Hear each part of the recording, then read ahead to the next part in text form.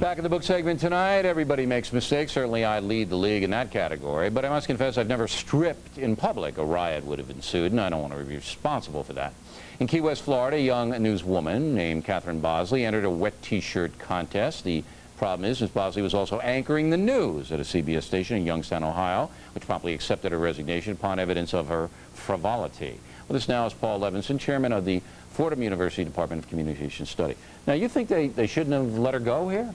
No, people are entitled to have private lives, and journalists are people. Private lives? Yeah, I mean, she should be fired if she failed to do something in performance of her profession. Cavorting in a bar late at night has nothing to do with that. All right. It's true in theory, but let's be realistic. Politicians, news people, clergy, all have images, and all depend on the trust of the public to succeed. So, you have a young woman here anchoring the news, and her pictures are all over the internet. Everybody in Youngstown, Ohio can access them if they want to. And everything they see now in their mind zeroes off those pictures. So it intrudes on her ability to communicate the news, does it not? Well, I don't think so. I think if you look at politicians, as you mentioned, JFK had a very promiscuous life. Nobody knew it at the time? Right. Richard Nixon had a very circumspect life. Exactly. So who's the better president? It doesn't matter. It doesn't matter indeed, because what matters is their professional performance, what they did as president. Look, as far as this woman is concerned in Youngstown, what kind of a newscaster is she? That's the significant issue. But the station has an obligation to put on people who are going to bolster their news image. This woman, in a community like that particularly, but I think in any city USA, becomes a joke. And therefore the station becomes a joke.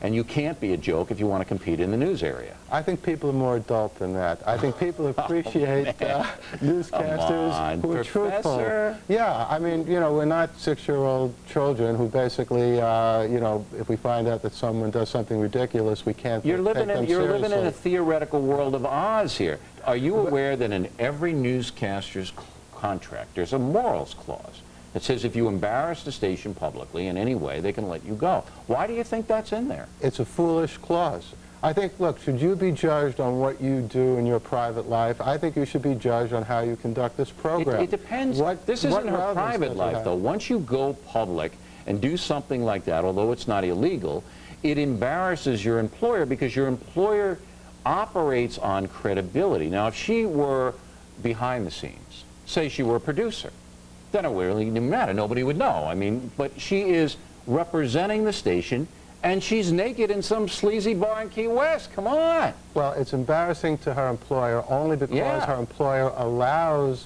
itself to be embarrassed. Look, I mean, what's so embarrassing about the human body anyway? It's not as if she committed a crime. You sure you teach at Fordham? Yeah. Are you sure you're up there with the priests up? Professor, I mean, theoretically, sure, in a perfect world, we could all be naked doing the news. But that is not what news people are here to do.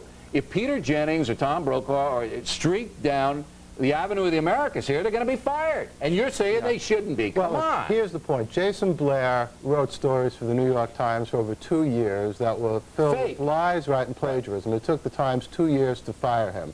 That's something that should be far more serious. I think it is. Well, exactly, because we have to focus on the way people perform professionally. You couldn't. Well, Nowhere. I don't know. I've never seen her on the air. Maybe she's a good newscaster. Take a year off. Maybe she comes back, but those pictures are going to haunt her. And you know what?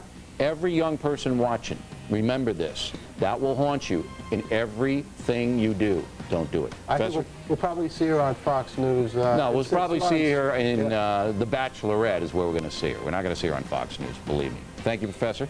Next, we'll wrap things up with the most ridiculous item of some of you.